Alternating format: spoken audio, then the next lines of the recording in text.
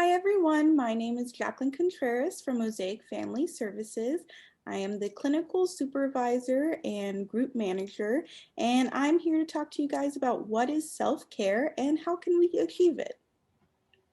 So firstly, our definition is self-care is the practice of taking an active role in protecting one's own well-being and happiness, in particular during periods of stress. And as we all know, COVID has been one large period of stress. And self-care typically boils down to the physical, emotional, spiritual, and mental aspects of our well-being. So firstly, with physical self-care involves activities that improve your physical health, such as diet and exercise, but it can also mean seeing a doctor when you are sick and taking the time to rest. Because typically we understand that even if we're sick or we're tired, we need to keep on going, but that is not going to take care of ourselves in the long run. So typically when we say taking care of our physical self-care, we mean walking, playing a sport.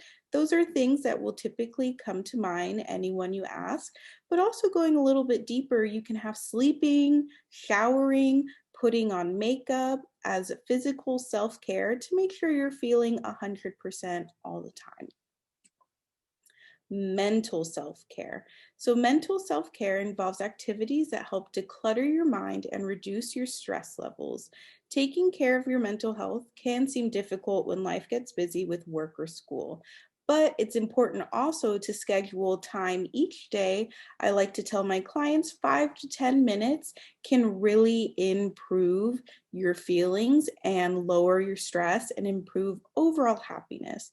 So examples are doing a craft, decluttering one aspect of your home, maybe not your whole home, journaling, and I know with journaling comes a lot of anxiety as well, but there's plenty of journals with prompts nowadays that can help get your mind going, and also maybe unplugging from social media for 20 to 30 minutes so you're just not being constantly overloaded or bombarded with so many differing types of media.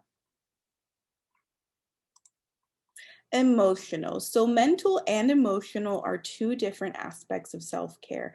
And emotional self-care involves caring for your emotional health in order to attain emotional well-being or regulation. The key is to get in touch with your emotions, understand where they come from, and give them the attention they deserve. So examples are, of course, therapy. I really like to say boundary setting is one of the most important aspects of self-care you can do. Learning to tell people no, telling people what and you will allow and what you won't allow to make your life easier and simpler as you go about your day. Also cutting off those toxic relationships that just drain you every single day when you're putting the effort and the work in. And also, as sometimes as silly as it may seem in the moment, giving yourself those positive self affirmations that make you feel good about yourself so you start believing that you are worthy of happiness and love. Next, we do have spiritual. So taking care of your spiritual side can mean being more connected to the present moment, being aware of what is important and what is not so important to life, and also connecting to other people in a meaningful way and being connected to a greater meaning and purpose in life. Because typically we start to feel dragged down and slowed down when we are just so worried about maybe that one singular task that needs to get done. So examples of spiritual self-care can be religion of any kind, taking a walk in nature, even sitting in nature for 15 to 20 minutes, practicing forgiveness, and surrounding yourself with peace, which is just creating that safe space where you can relax, where you can enjoy, and you can take care of yourself. And typically, this is the spot where I would stop and ask for questions, but since we are recording, I would like to thank you all for coming. It's a very quick presentation, just meant to get your wheels thinking about self-care. I also wanted to share this graphic about how self-care affects you. So at the very, very small middle is you.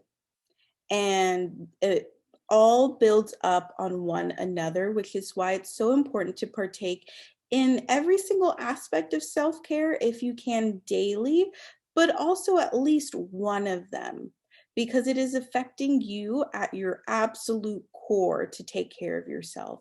And I like to say it all builds upon each other, because your emotional self-care and well-being leads into mental, leads into spiritual, and leads into physical. And these are all building blocks in order to take care of yourself at a deeper level that will make sure that you're not pouring from an empty cup and you're actually there to support those in your life. So thank you all for coming. And now I do have a few video examples to share with you. So the first example I have, she is actually a licensed psychologist. And I know these are all TikToks, but I promise you guys they're great information. And this psychiatrist just gives some boundary setting examples, kind of to get your guys' wheels turning to understand what boundaries sound and look like when engaging with other people. I won't be able to loan you any more money.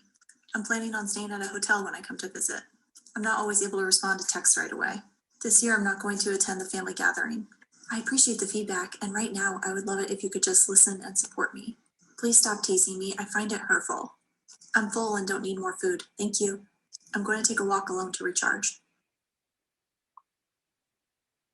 So the reason I really love her video is that she shares a boundary from almost every single aspect I just talked about earlier, and how it's so important to keep these to make sure you are not, again, pouring from an empty cup, tiring yourself, or doing things that you are uncomfortable with. In the next video it's just a video on how affirmations kind of work, because this is typically where I get the most pushback from clients, where they feel silly, they don't want to do it, they don't think it works, but there is actual science behind doing the self-affirmations. You don't have to believe affirmations for them to work. Your brain responds to repetition and consistency. If you repeatedly say positive things out loud to yourself while looking at yourself, your brain will begin to subconsciously associate you, the thing it sees, with the things that it hears, the positive affirmations. Even if you don't yet believe them, eventually you will. For the same reason, you should avoid constant self-depreciating language, because whatever your brain hears, even if you're just joking, if it's repeated over and over again, your brain internalizes it as the truth. So again, just the science of positive affirmations and showing that they do in fact work positively. Now this one's just more of a relaxed video, just showing you one example of how someone implements self-care on a Sunday. That's typically when I hear most people wanting to engage in self-care, because we're so scared of going to work the next morning on Monday and preparing for what the week has laid out for us ahead. A self-care Sunday is full of candles and baths. I ran a bath and it was just what I needed. It helps soothe all of your sore muscles if you've been working out, and it's relaxing. And I played really good music. This is the skincare I used after I got out of the bath, said my daily affirmations, pulled out my Doing Well Daily, wrote down what I was grateful for today, the quote that I wanted to live by, anything I wanted to do. So again, just a short video of examples of different things that you guys can now start implementing in your life to start taking care of yourself to make sure you are firing on all cylinders. And again, my name is Jacqueline, and thank you guys so much for coming to this very short presentation.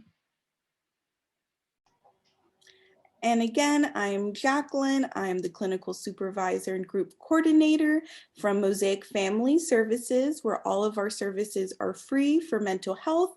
We offer free individual counseling as well as group counseling, where we can also come out to your schools and do a variety of things.